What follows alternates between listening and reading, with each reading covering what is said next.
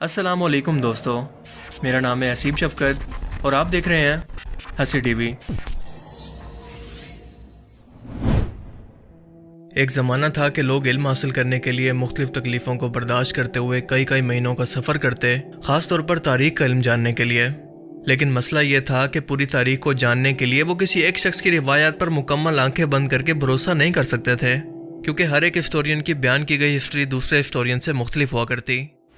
जैसा कि बादशाहों के दौरे हुकूमत के अंदर हुआ करता कि अपने दरबारी तारीख दानों से वो अपनी मनपसंद तारीख लिखवाया करते ताकि इनके काले करतूतों पर पर्दा डालकर आने वाली नस्लें इन्हें एक हीरो के तौर पर याद रखें।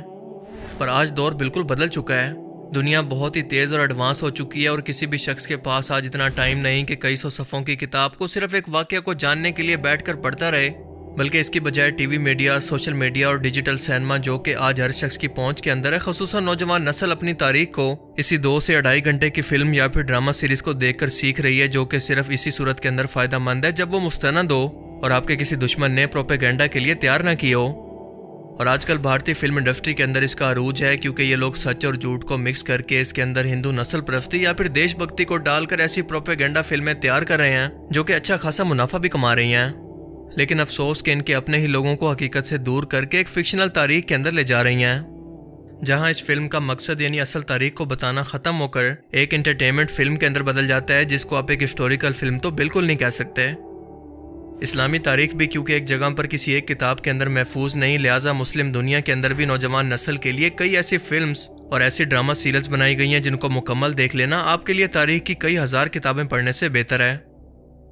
इन्हें बाकायदा रिसर्च और उलमा कराम की निगरानी के अंदर बनाया गया और ये आपको इस दौर के अंदर ले जाती हैं कि आप असल तारीख जानने के साथ साथ बेहतर तौर पर इस वक्त के हालात व वाक़यात, उस टाइम के मौजूदा माहौल को समझकर खुद को इसी जगह के अंदर महसूस करते हैं। और आज की वीडियो के अंदर हम कुछ ऐसे ही मुनफरिद और मुस्तनद ड्रामा सीरियल्स की बात करेंगे जो कि आज के टाइम के अंदर हर एक मुसलमान और तारीख के तालिब इल्म के लिए देखना इंतहाई ज़रूरी है, और इन्हें देखकर हर मुसलमान अपनी तारीख को बेहतर तौर पर समझ सकता है। तो चलिए शुरू करते हैं। सबसे पहले नंबर पर है उमर सीरीज़। कतर की तरफ से बनाई गई 31 इकसात पर मुश्तमिल ये बायोग्राफी और इस्लामी तारीख की ड्रामा सीरीज़ है जो कि हज़रत उमर रज़ियल्लाहु तआला अन्हु की 18 साल की ज़िंदगी से लेकर मुसलमान उम्मत के दूसरे खलीफा बनने तक और इसके बाद आपकी मौत तक के वाक़यात को दिखाती है। इसके अलावा इस ड्रामा सीरीज़ में रसूलुल्लाह सल्लल्लाहु अलैहि वसल्लम के लाने नबूवत से लेकर हिजरत मदीना तक का सफ़र और इस दौरान आपको किन किन मुश्किलात का सामना करना पड़ा,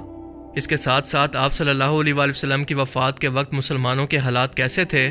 मुसलमानों की कुफार मक्का के खिलाफ तमाम जंगें, हज़रत अबू बकर सदीक़ का दौरे खिलाफत, हज़रत उमर फ़ारूक का दौरे खिलाफत, रोमन और पर्शियन अम्पायर का जवाल और हज़रत उमर फ़ारूक की वफ़ात तक तमाम वाक़यात और जंगें इतने रियलिस्टिक अंदाज के अंदर दिखाई गई हैं कि आपको इस दौर के अंदर वापस ले जाएंगी। शामीन ड्रामा डायरेक्टर हातिम अली ने अपनी मेहनत से इसको एक मास्टरपीस के अंदर बदल दिया है, जिसको आपको ज़िंदगी में एक बार तो ज़रूर देखना चाहिए। दूसरे नंबर पर है यूसुफ पैगंबर सीरीज़। हज़रत यूसुफ अलैहिस्सलाम की ज़िंदगी पर मबनी यह कहानी कुरान मजीद के अंदर मौजूद एहसन उल किस्स यानी अल्लाह के मुताबिक बेहतरीन किस्सों में से एक किस्सा है। ईरान में बनी इस फिल्म को फरजुल्लाह सलहशूर ने लिखा और इसे डायरेक्ट किया और 2008 के अंदर इस मास्टरपीस को ऑन एयर किया गया, मगर फरजुल्लाह को इसकी कीमत अपनी जान देकर चुकानी पड़ी, क्योंकि यूसुफ पैगंबर की कामयाबी के बाद वो बनी इसराइल की असल तारीख पर एक फिल्म बनाकर यहूदियों को एक्सपोज करना चाहते थे, मगर अपने एक सफ़र के दौरान अचानक से एयरपोर्ट पर इनका सामान अचानक से गायब हो गया और कई घंटों के बाद जब वो मिला तो उसी दिन से फरजुल्लाह सलहशूर को अजीबो गरीब किस्म की खांसी शुरू हुई और देखते ही देखते इनके फेफड़ों ने काम करना छोड़ दिया और यही इनकी मौत की वजह बनी। कहा जाता है कि इसराइली एजेंसी मोसाद ने इनका ये सामान गायब करके इनके सामान पर इस जहर को छिड़क दिया था, जिसे सांस के जरिए अंदर ले जाने के बाद फरजुल्लाह की आहिस्ता आहिस्ता तड़प तड़प कर मौत हो गई। 45 किस्तों पर मुश्तमिल यह ड्रामा सीरीज हज़रत यूसुफ अलैहिस्सलाम के बचपन में नबूवत की बशारत के बाद से लेकर इन्हें अपने भाइयों के हाथों 3 दिन तक कुएं में डाले जाने और फिर एक काफिले के जरिए इन्हें मिस्र के बाजार के अंदर बेचने के अलावा जवानी के बाद जुलेखा के हाथों गुनाह की दावत और इस गुनाह की दावत को कबूल ना करने की सजा पर इन्हें ज़ंदान की कैद की सख्तियों को किस तरह से बर्दाश्त करना पड़ा और बुत परस्त मजहबी लोगों ने कैसे इनकी जान लेने की कोशिश की, मगर इन्होंने तमाम तर मुश्किलात के बावजूद अल्लाह का दीन पूरे मिस्र के अंदर फैलाकर पूरी कौम को यकता परस्त बना दिया और अल्लाह ने आखिरकार इन्हें मिस्र का बादशाह बनाया। तो 20 साल के बाद बाप, बेटे और भाइयों की जुदाई खत्म हुई, तमाम खानदान एक बार फिर से इकट्ठा हुआ और बाप और बेटे के मिलने के जज्बाती मनाजिर को देखकर आसमान के फरिश्ते भी रो पड़े اور آپ بھی اس ڈرامہ سیریز کے اندر اس منظر کو دیکھ کر اپنے آنسوں پر کنٹرول نہیں کر پائیں گے۔ یوسف علیہ السلام کے صبر اور اللہ پر بھروسے کی یہ داستان ایسی ہے کہ ایک بار اسے دیکھ کر آپ اسے کبھی بھی بھلا نہیں پائیں گے۔ تیسرے نمبر پر ایران میں بنایا گیا ایک اور ماسٹر پیس ہے شہید کوفہ،